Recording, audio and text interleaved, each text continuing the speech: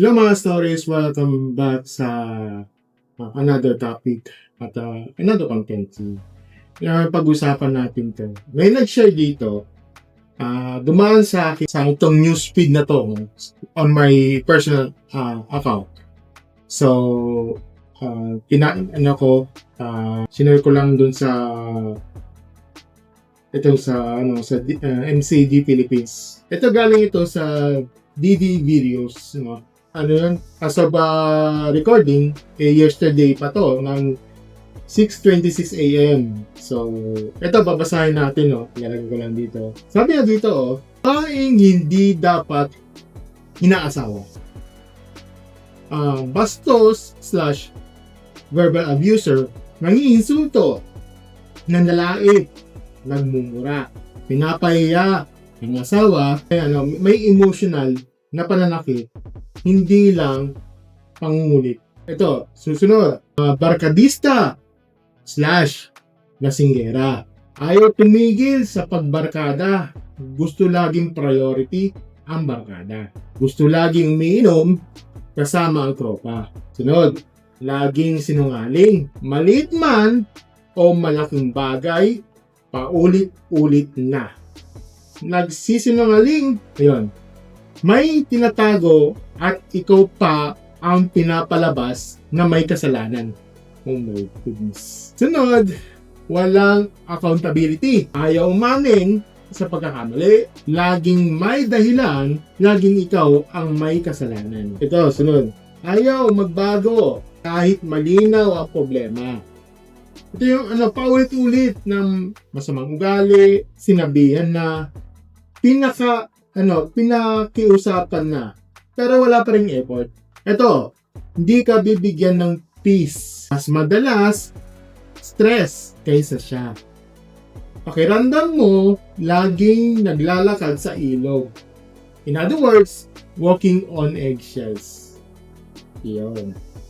So mga stories, yung iba, ayaw, yung mga nakita ko sa comment section, so minsan, too risky sa i-share, at yung iba, nag-agree.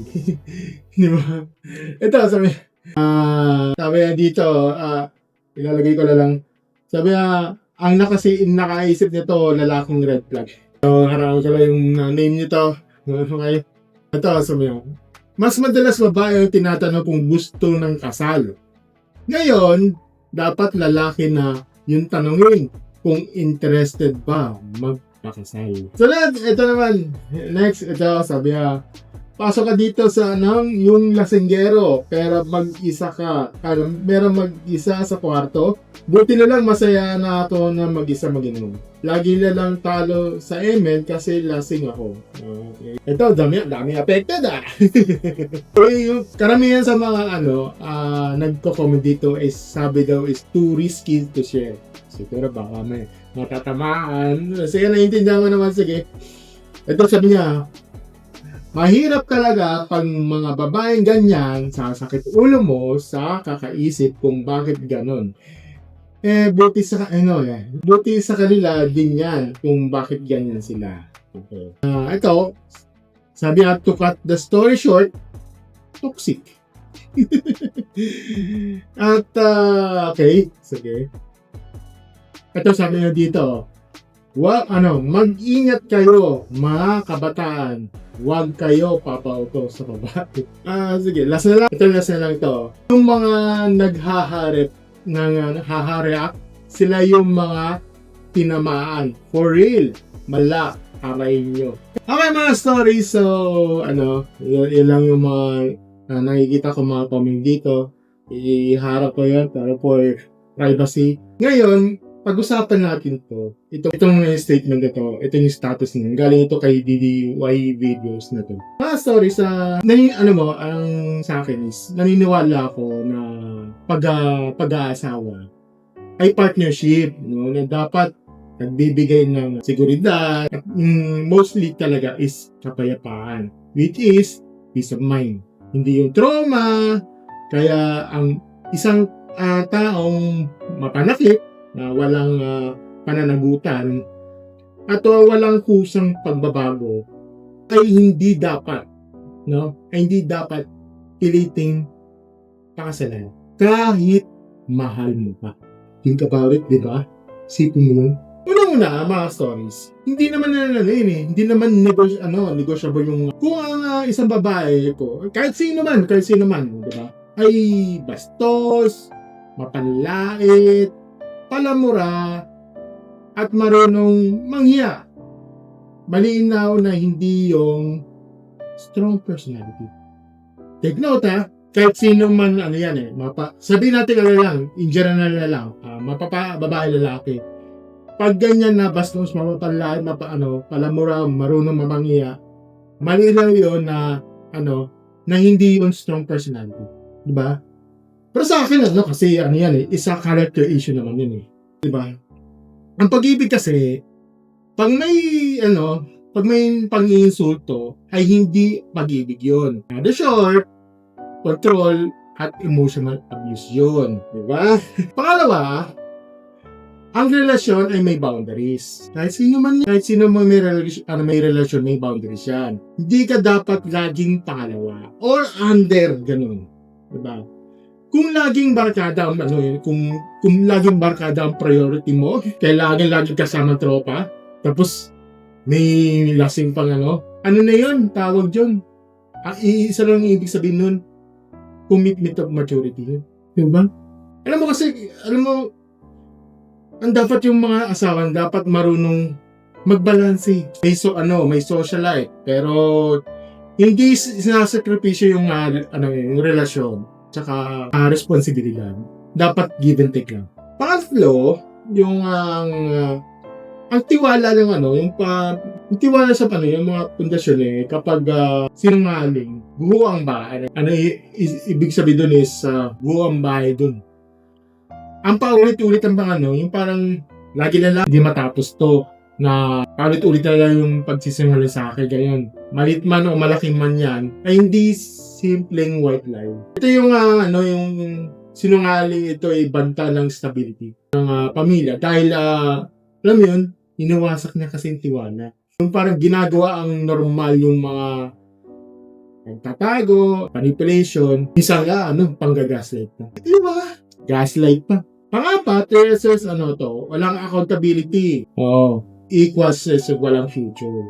Kung ayaw mong umamin sa mali, yan, katulad nyo sa na ayaw mong umamin sa mali, lagi ikaw laging ikaw may kasalanan, hindi pride lang, di ba? Pero sa akin kawalan ng pananagutan yun. Ang pinakadelikado dito is yung long term. Yung mga 3 years, 4 years, 5 years. Kasi wala mariresolve to. Laging ikot ang sisihan. Alam mo ba, for example, ito, yung flower base. Flower base, once nabasag yan, paano mo bubuuin yun? Siyempre, ang hirap buuin yun. Yun dyan, sa mga yan. Yan mga kawala sa tanak yan Same yan, yung lagi nagsisunong ngungaling. Sorry. Apa yan? Yan yung dito. Pag nabasag yung base, paano mo bubuuin yan? Panglima kasi itong yung love na walang pagbabago, paulit yung sakit, ganito. Kasi kapag malinaw yung problema, napag-usapan na yan usapan sa nakiusapan na pero walang effort, di ba? Kahit sino man yun, kung walang effort man yan, ibig sabihin niya, pinipili niya mananatili sa ugali.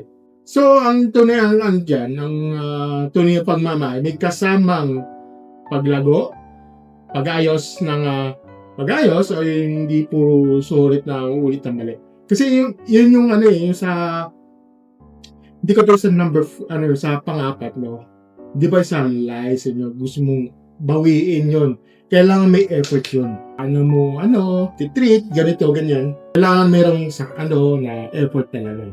Yun, ang panganin naman, lastly, yung number 6 naman, peace of mind. Ang sukotan dyan, ang healthy relationship. Yung kayo lang ever na kung kaya niyong i-resolve sa inyong dalawa lang. Huwag iaasa sa iba. Kaya madalas na stress kaysa sa saya, At pakiramdam na laging walking on the eggshells daw. Yun yung katulad sa sinabi niya. Hindi yun normal. Hindi yun normal na relasyon yun. Kasi mas mabuti kung na mag-isa kaysa sa kasama. Mas mabuti mag-isa kaysa sa kasama ang taong nagnanakaw ng kapayapaan. Araw-araw. Mas maganda na muna. Kailangan peace of mind ka. Wala yung parang i-istorbo sa'yo. Dapat walang nanakaw. Dapat walang istorbo sa'yo. Lahat na lang nagsisi sa'yo. Dapat ito lang. Yun lang ang mga sasabi ko. Dapat ang ko dito, ang bottom line is, dapat maging kayo, give and take yung kasi pag once in lumalma, parang parang weighing balance, ganyan. Parang weighing balance. Yan, ganyan. Weighting balance. Once na bumigat yan, hindi na balance yan. Kailangan kayo ang babalansin mo. Pag bumigat yan, talagang hindi siya balance. Kailangan kayong dalawa. Kailangan paano mong balansin yun. Diba? That's why, this is how relationship works. Lalo na pag mag-asawa pa kayo. Diba? Again, sa akin lang, isa pawang ko lang dito. Sa akin lang is, pawang ko lang, opinion ko lang ito. Hindi ako expert na, ng relationship expert dito. Ito ay pawang ko lang daw. Parang, dito na, pawang opinion ko lang at ni-research ko to via ChatGPT. Sige, nag-research ako sa ChatGPT. Tapos sinamarize ko rin lang. Mga naman eh. Yan yung sinabi ko is, in-arrange ko yan. Pero galing yan sa ChatGPT. Pero, in-arrange ko rin naman yan. Para itindihin nyo naman. Yun lang. Kayo, mga stories. Ano sa tingin nyo? Sa tingin nyo, dapat bang pag-usapan yun pagdating sa mga ganyan? Diba? Comment nyo sa baba para malaman natin yung mga opinion nyo dito. Tungkol ito sa itong topic na to. Yun lang mga stories at maraming salamat sa panonood. Don't forget to like.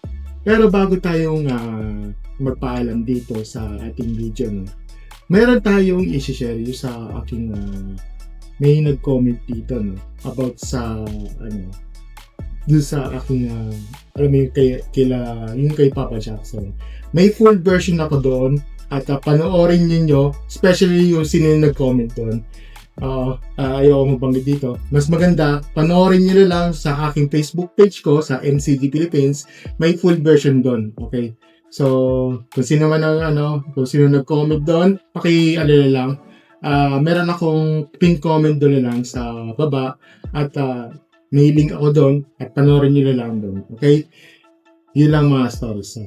Don't forget to like, share, and subscribe sa ating channel. Thank you and have a great day with stories. Bye!